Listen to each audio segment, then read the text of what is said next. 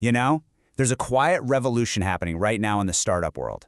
The old playbook, raise millions, hire a team, burn cash. That's getting tossed out.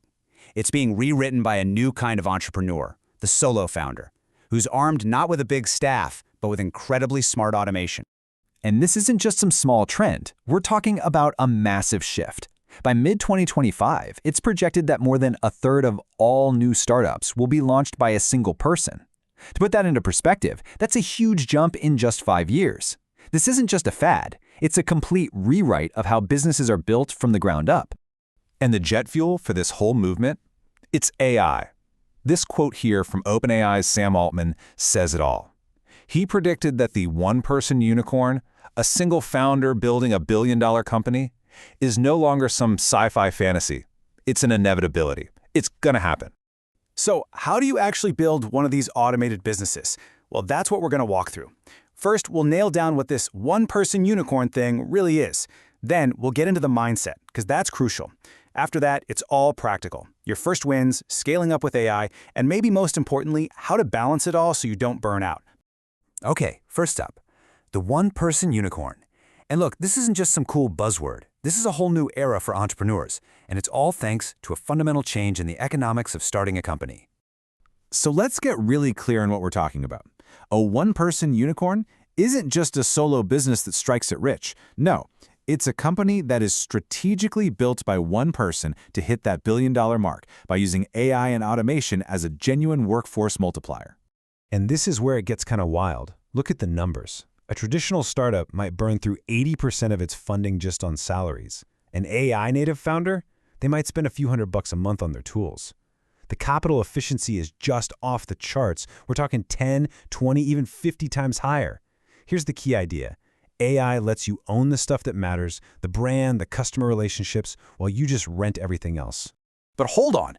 Before you go signing up for a dozen new AI tools, we got to talk about the most important part of your entire operation. Your own mind. Mastering the solopreneur mindset is, without a doubt, the true foundation for all of this. Because let's be real for a second. Going it alone is psychologically tough. The data shows that 63% of entrepreneurs have dealt with burnout. It's not a risk, it's a reality you have to plan for from day one. The way to fight this is to be super intentional about building support systems. Feeling isolated? Go find a founder community, either online or in your city. Struggling to stay on track? Find another founder and become accountability buddies. Seriously, the tools you use for your mental health are just as important as the software that runs your business. And get this, here's a really fascinating piece of research. It turns out that solo founders, the ones who don't have the stress of managing other people, can actually have a lower risk of burnout. It seems that for a lot of people, managing a team can be way more draining than managing a suite of automated systems. All right, section 3. Let's get into the fun stuff. Your first automation wins. Now that we've got the mindset right, we can get practical and focus on those quick wins that give you immediate momentum. So, with all the possibilities out there, where do you even start? The trick is to ask yourself this one simple question. What is the single easiest, most impactful thing I can automate right now to get my time and energy back? For pretty much everyone, the answer is scheduling meetings. I mean, think about all the time you've wasted on those back and forth what time works for you emails. You can kill that forever in about 15 minutes. Grab a tool like Calendly, hook it up to your calendar, and just share your link. On average, that one move saves people 4 hours a week. That's half a workday back in your pocket for the important stuff. So here's your beginner's toolkit. Calendly for scheduling. Something like Zapier or Make.com to get your apps talking to each other and stop all that manual data entry. And an invoicing tool like Wave or FreshBooks, which can actually reduce late payments by around 25%. These are cheap, high-impact first steps for anyone. Okay, once you've got those basics humming along, it's time for the next level, scaling with AI agents. You can really think of this as hiring your very own digital workforce. Now, this next phase uses something called agentic AI. Here's the simple difference. With ChatGPT, you give it a prompt, right? Like, write me a social media post. But with an AI agent, you give it a project, like manage my social media for the entire week. The agent then figures out all the steps on its own, drafting, scheduling, finding images, and it just does it. What you're looking at here is basically an entire company org chart, but instead of people, it's run by tools. You've got an AI for strategy, another for coding, a whole stack for marketing, and systems for ops and customer support. Your job shifts from being a manager of people to being a conductor of an orchestra of AI agents. And this is the true power of leverage. You can put in a focused 8-hour day, but your AI systems, they're working 24/7, cranking out the same amount of work as a traditional team of 15 or 20 people. It's just incredible. Okay, and finally, let's talk about the thing that holds all of this together: balancing the bots and the burnout. This is all about managing the tech without losing yourself in the process.